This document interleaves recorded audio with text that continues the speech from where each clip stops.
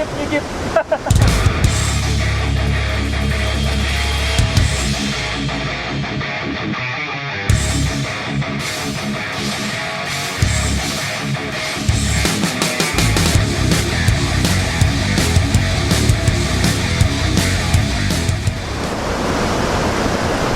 Assalamualaikum warahmatullahi wabarakatuh.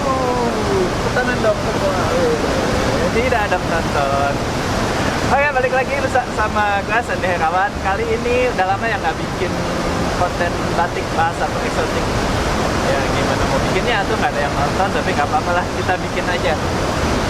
Jadi hari ini gue bakal ngejelasin atau sedikit ngasih informasi gimana caranya mencari tahu jenis kelamin pada ular. Jadi di sini gue udah megang seekor ular. Sorry ya, gue megangnya gini ya. Bukan apa-apa, ini ularnya galak. Tadi aja gue hampir kena gigit dan ini udah ciri khas. Karena ini ularnya masih ular liar, masih tangkapan dari alam. Sebenarnya bukan tangkapan dari alam sih. Jadi ini masuk rumah warga. Jadi ular hasil rescue ya. Dan nanti pun ini ular bakal gue lepasin lagi, bakal gue rilis. Nah, bertele-tele ya. Oke, langsung aja. Jadi mungkin kalian atau teman-teman yang belum tahu bertanya-tanya gitu, atau kepo, atau ya mungkin tidak kepo juga. Mungkin kalian bertanya-tanya gitu, gimana sih caranya ngebedain mana ular jantan dan ular betina gitu. Secara kan ular nggak kayak mamalia ya, yang alat kelaminnya itu kelihatan. Secara ular ya cuma gini aja gitu tuh kan kelihatan.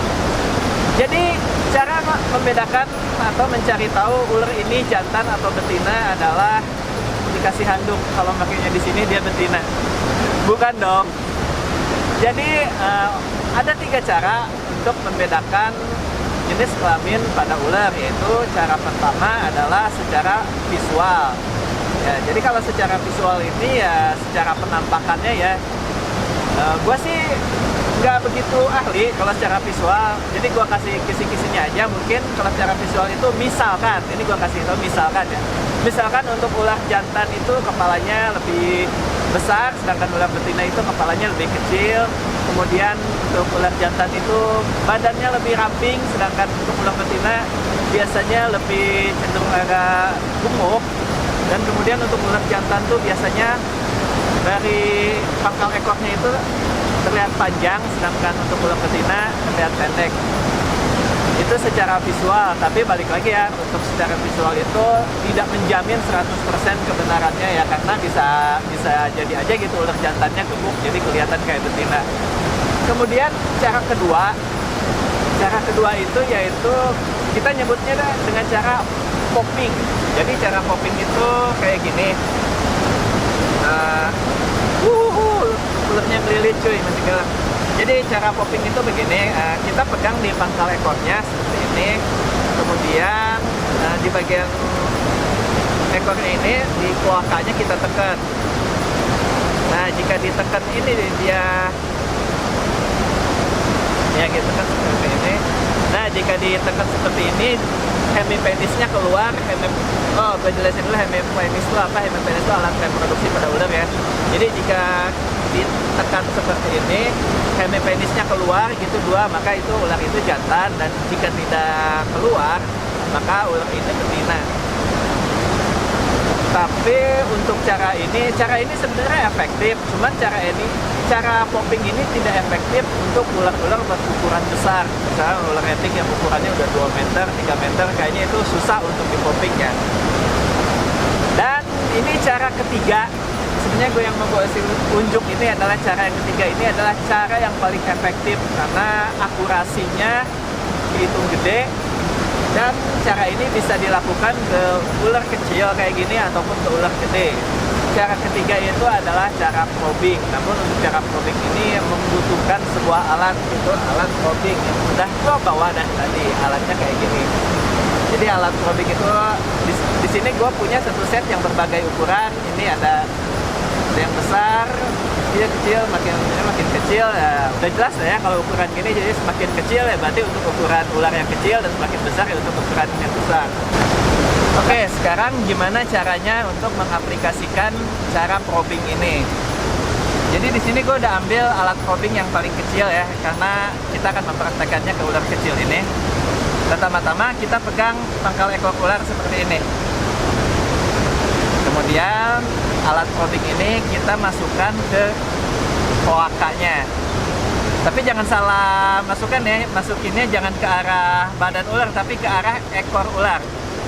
Nih, kita masukin di bagian sini, di lubangnya, di bagian sampingnya.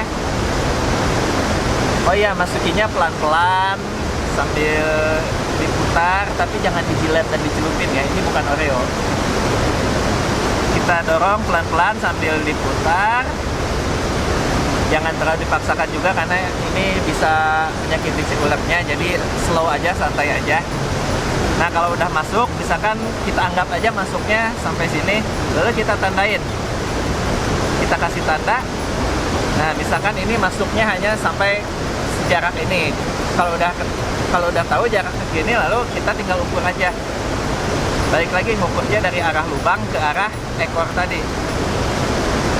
Dan kita ukur ini, kita lurusin dulu. Ya, tinggal kita ukur ini. Lalu kita hitung berapa sisik. Nah, jumlah sisik ini sendiri yang akan menentukan jenis kelamin ular ini jantan atau betina.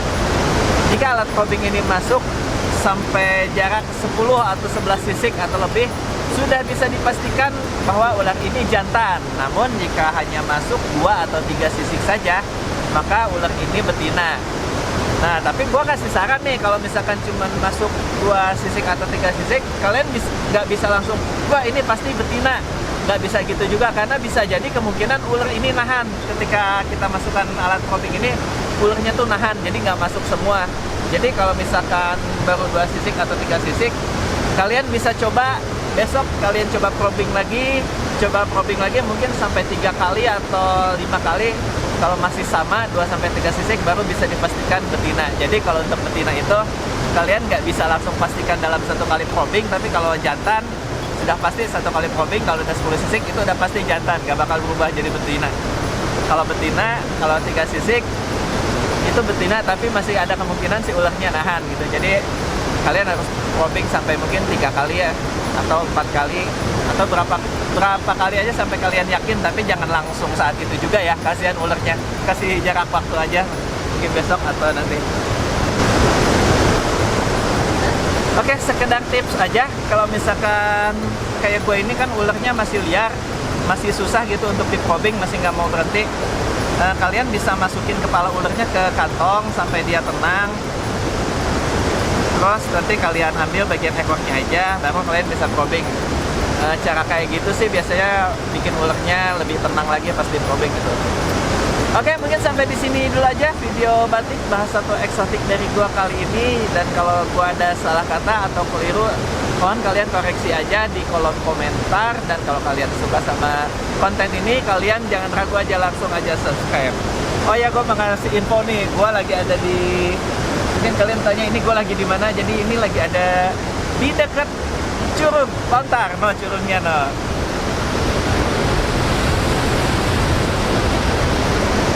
Nah, kalau kalian yang kepo tentang lokasi Curug Lontar, kalian langsung klik aja linknya nih di pojok kanan atas. Oke, cukup sampai sini dulu aja. Gue bakal taruh video gue yang lainnya, ada di sebelah sini dan juga di sebelah sini. Dan kalau kalian suka sama videonya, langsung aja di like dan jangan ragu buat subscribe. Oke, semoga video kali ini tidak bermanfaat dan tidak berfaedah. Belibet, terima kasih. Bye. Gigit.